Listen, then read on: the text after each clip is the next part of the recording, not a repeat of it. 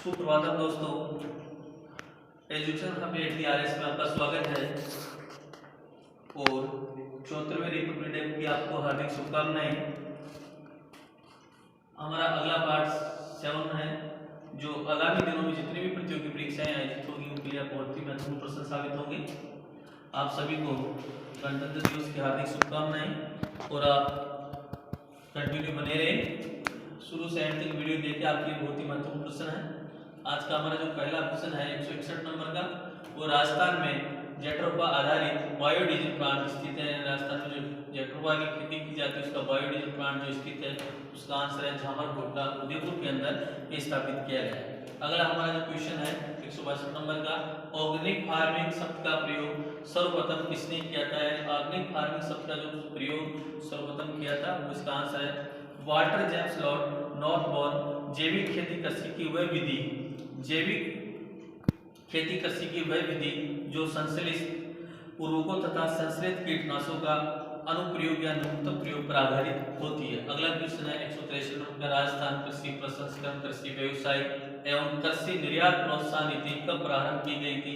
तो 17 दिसंबर 2019 से एक कृषि प्रोत्साहन निर्यात नीति प्रारंभ की गई थी। अगला 164 नंबर का क्वेश्चन है हमारा, भारत में गेहूं की उच्च उपज देने वाली किस्मों का कार्यक्रम कब शुरू किया गया जो अधिक उन्नति दे सके?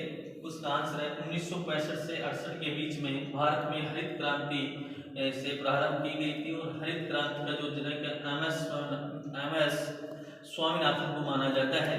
अगला क्वेश्चन है 165 नंबर का, राजस्थान उच्च न्यायालय का उद्घाटन राज्य प्रमुख स्वामी मान सिंह द्वारा कब किया गया? तो इसका आंसर है 29 अगस्त 1949 को राजस्थान उच्च न्यायालय का उद्घाटन किया गया। अगला क्वेश्चन है हमारा 166 नंबर का, हाल ही में जारी वैश्विक भूख सूचकांक 2022 में भारत का कौन सा स्थान रहा है? तो भारत का 107वां स्थान रहा है अभी जो वैश्विक सूचकांक जारी हुआ है उसके अंदर। अगला हमारा क्वेश्चन है 167 नंबर का, मार्ले मिंटो सुधार का क्या उद्देश्य था? यानी मार्ले मिंटो जो नियम सुधार का क्या था? तो इसमें पहला शिक्षा को बढ़ावा देने की बात की गई, दूसरा प्रांतीय विधानसभाओं के लिए दलितों के लिए आरक्षित सीटें, तीसरा मुसलमानों के लिए अलग निर्वाचन मंडल की बात की गई और केंद्रीय विधान परिषद में सदस्यों की जो संख्या थी उसमें बढ़ोतरी की बात की गई। बहुत ही महत्वपूर्ण प्रश्न है, ऐसे प्रश्न सुमेलित के लिए आते हैं या इनमें से कौन सा है कि नहीं है। अगला जो क्वेश्चन है 168 नंबर का, वर्ष 2022 का मेजर ध्यानचंद खेल रत्न पुरस्कार अचिता शरद कमल को किस खेल के लिए दिया गया? तो टेबल टेनिस के लिए वर्ष 2022 का मेजर ध्यानचंद पुरस्कार दिया गया। अगला जो हमारा क्वेश्चन है 169 नंबर का, राजस्थान में उत्सव भोज योजना का संबंधित, राजस्थान के अंदर उत्सव भोज योजना है उसका संबंध मिड डे मील योजना से है। अगला क्वेश्चन है हमारा 170 नंबर का, पैसा एक्ट से संबंधित तथ्य हैं। जो पैसा एक्ट है उससे संबंधित जो तथ्य हैं वह है, पहला तथ्य है पैसा एक्ट दिलीप सिंह भूरिया समिति की अनुशंसा पर बनाया गया था। नंबर 2, पंचायत अनुसूची में विस्तार, पैसा एक्ट 24 दिसंबर 1956 को लागू किया गया। इस अधिनियम का एक उद्देश्य जनजाति परंपराओं एवं रीति रिवाजों की सुरक्षा एवं संरक्षण करना था। बहुत ही महत्वपूर्ण प्रश्न है। राजस्थान के, अगला क्वेश्चन देखो, राजस्थान के किन किन जिलों को परवन बांध वृक्ष सिंचाई परियोजना का लाभ मिलेगा? तो परवन बांध वृक्ष सिंचाई परियोजना का जो लाभ मिलता है राजस्थान के अंदर वो झालावाड़, बारा, कोटा जिलों को मिलता है। अगला जो हमारा क्वेश्चन है आपका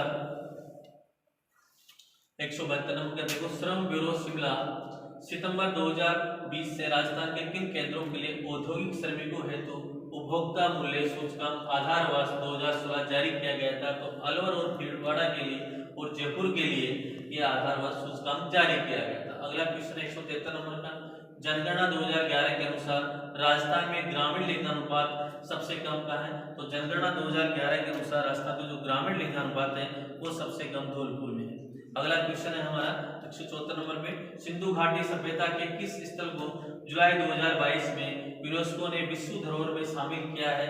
तो इसका आंसर होगा सिंधु घाटी सभ्यता के स्थल तो जुलाई 2022 में जो विश्व धरोहर में शामिल किया गया है वह धोलावीरा को किया गया है, धोलावीरा इसका आंसर है।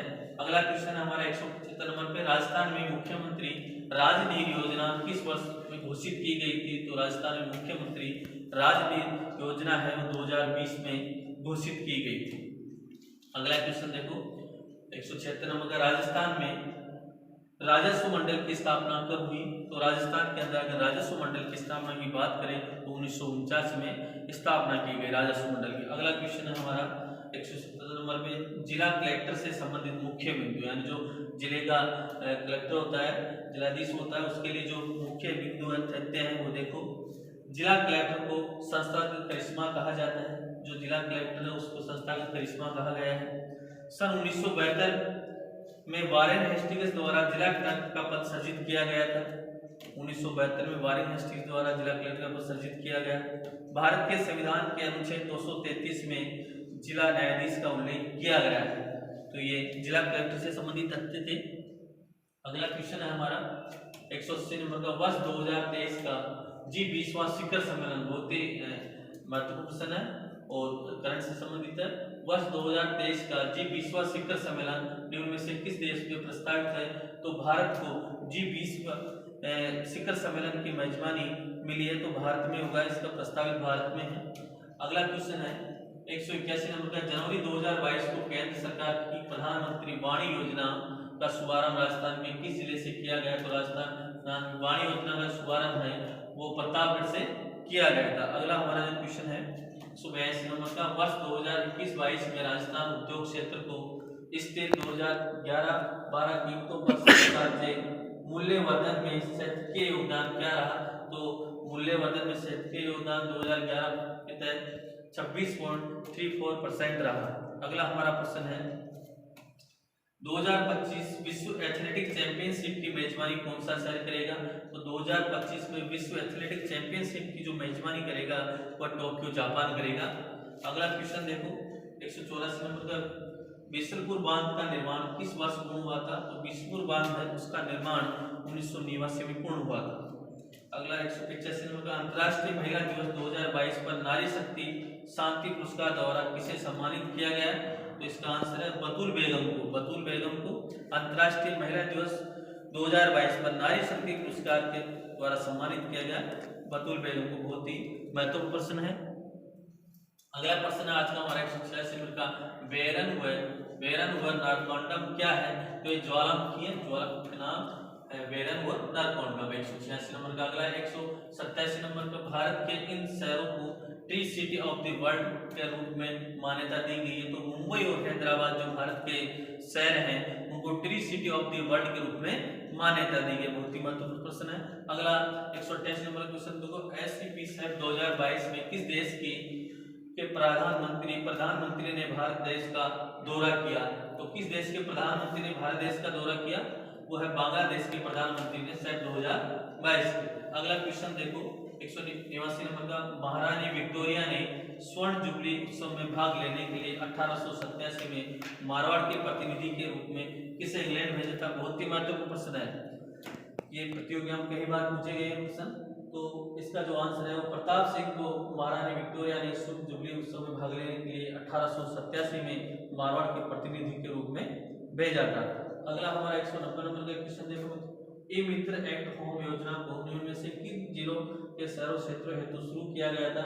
तो जोधपुर और जयपुर को ई मित्र एक्ट होम योजना को वहां के जिलों के लिए शुरू किया गया था। धन्यवाद दोस्तों।